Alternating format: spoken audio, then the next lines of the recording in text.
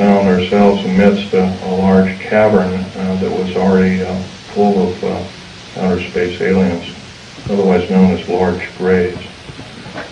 I was petrified, as most people might be. The only thing I could think of doing at the time was shooting at them. I killed 2 of them, but by the time I could reload and refire at that time, I had a Walter PPK pistol. I was an engineer, so I didn't feel I had to carry a gun underground.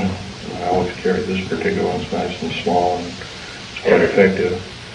But anyway, I killed a couple of these things, and at that time there was several other groups of people down there. It's about 30 people total, and 30 to almost 40 or more came down there, and they all got killed.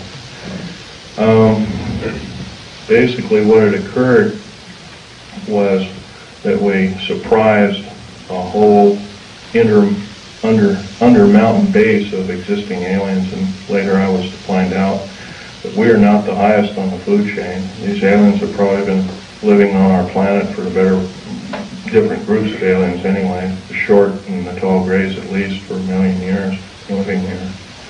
And this could explain a lot of the theory behind the ancient theory of ancient astronauts and these other kinds of things like that. Might also explain the bloodthirstiness of different kinds of native populaces like the Aztecs, etc., Olmecs and whatnot.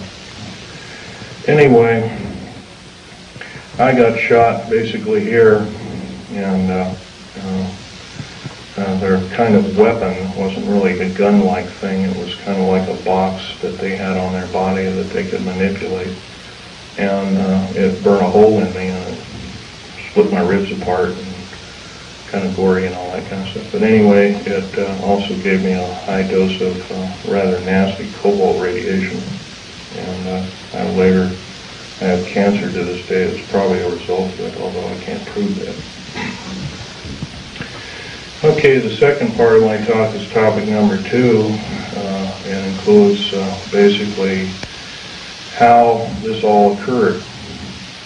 How could we have possibly gotten involved? Well, we finished working with, we basically were beaten down by World War II, and I guess we were figured to be rather vulnerable as a populace in the world, which we were at the time.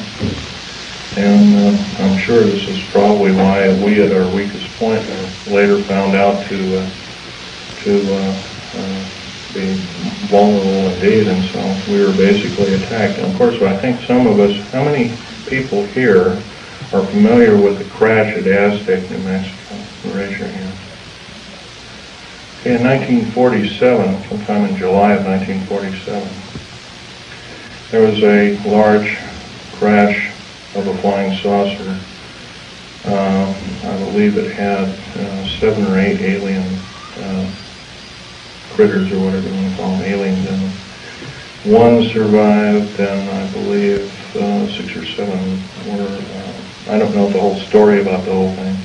And one of the artifacts I have here on the table was when I was a young child. I was about 14 at the time. I had a friend of my father was Sir Johnny Rawlins. He had a British Naval Intelligence. And he gave me, I asked him if I could have a piece of metal of this crashed disc, and my father protested violently. But anyway, Johnny Rawlins said, "Sure, I can give you a little piece." And he gave me a little piece. I've had them in my collection ever since. That was kind of like the small start of a collection. But other than that, UFOs really wasn't my bag until I started work at Area 51, which is in the Nellis Air Force Base north of Las Vegas, Nevada.